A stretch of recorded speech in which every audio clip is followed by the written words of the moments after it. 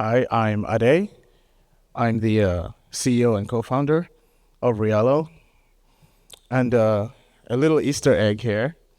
When people ask what Rialo means, Rialo actually stands for Rialo isn't a layer one, because it's very easy to get it confused with classic layer ones. But in many ways, it's a bit more different than that. So we need a radically new blockchain designed for RWAs. Why is that? We believe that what we're trying to do is shoehorn classic systems and try to make them do modern things. And in many ways, you end up with what we call the integration tax. And I'll talk about what that means. But a bit of background. So I'm Ade. I co-founder CEO of Sub-Zero Labs, and prior to this, was one of the early engineers at Sui Mistin Labs. I built the Sui blockchain, and the experience there taught me a lot. That usually the things we're trying to do with blockchains today are not necessarily what they were built for.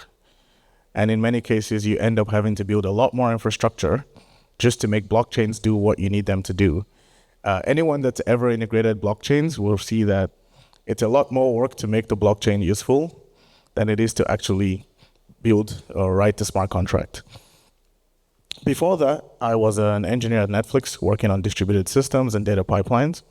And then also prior to that, I worked on operating systems and device drivers and stuff like that. And then also worked at AMD before GPUs were exciting. And then spent some time in oil and gas. So just gonna pull up my notes here real quick.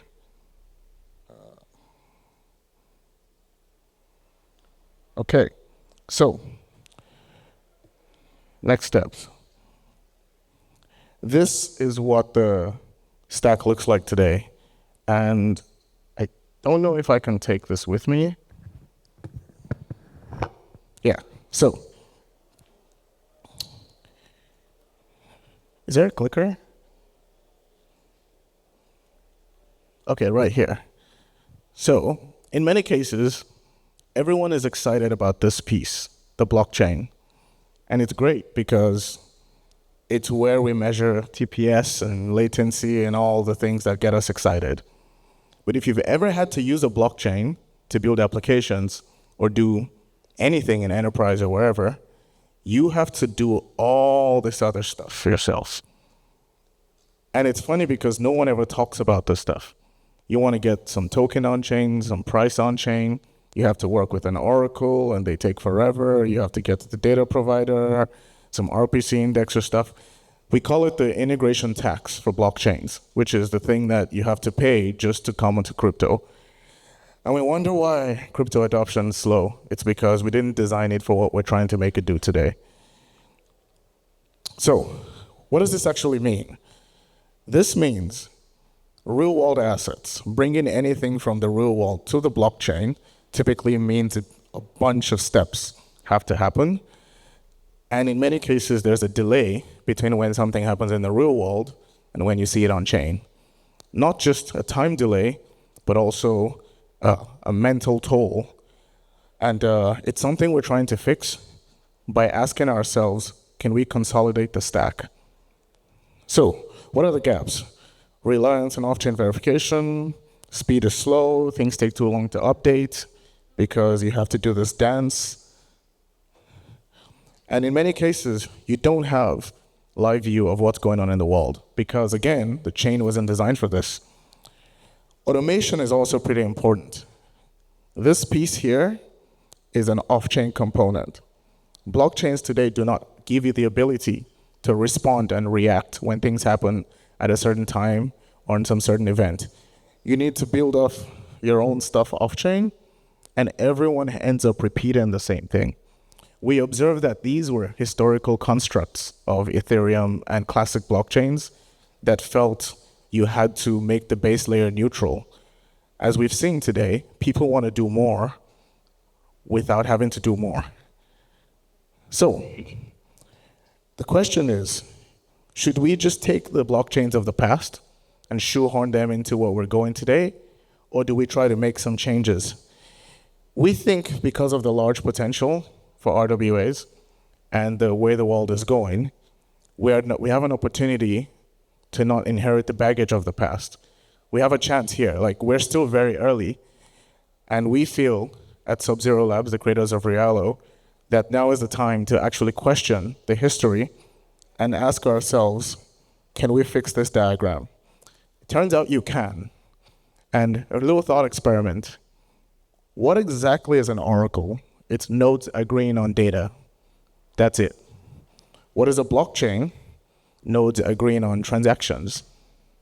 What is a bridge? Nodes agreeing on messages, right?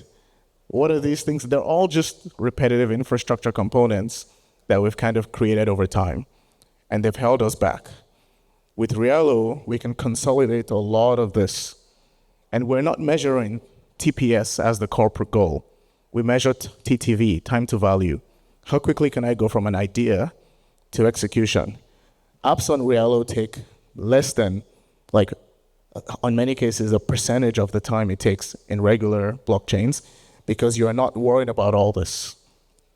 So, to keep going, Rialo, we call it the real-world network because the goal, the core primitive is assume you want to meet people where they are and work backwards.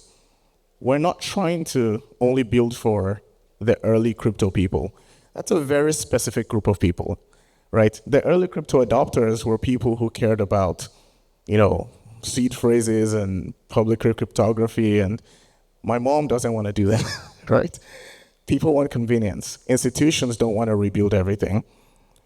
So we believe that native Web2 connectivity should be a primitive. Just provide your APIs in whatever system you use, and the blockchain works with you. That is the proper way to advance, rather than this diagram, which I'll keep coming back to. So, what does this actually mean? It means you have a network that can respond to the world, one-click track assets, and also be able to have automation built in, which is a key piece nowadays. We also allow people to do way more interesting things. You can fetch, verify data from banks, ratings agencies, reconcile invoices. There's just so much more when you realize that the world is already online. Like, everything in the world is already behind an API. Why not just let the blockchain talk to it? With Rialo, you can check someone's credit score and use that to improve their loan terms. You can respond to weather events in the world and use that to change things on-chain. The key unlock is don't try to make people come to crypto. Let crypto come to them wherever they already are. We think this is critical for the adoption of real-world assets and for having a large variety of things people can do. So, automation is a big deal because if you don't automate, what you have is a delta between what happens in the real world and what happens on-chain. You have these weird periods where the user experience on-chain is not on par with what happens in the real world. And it's actually something that people are not talking about enough.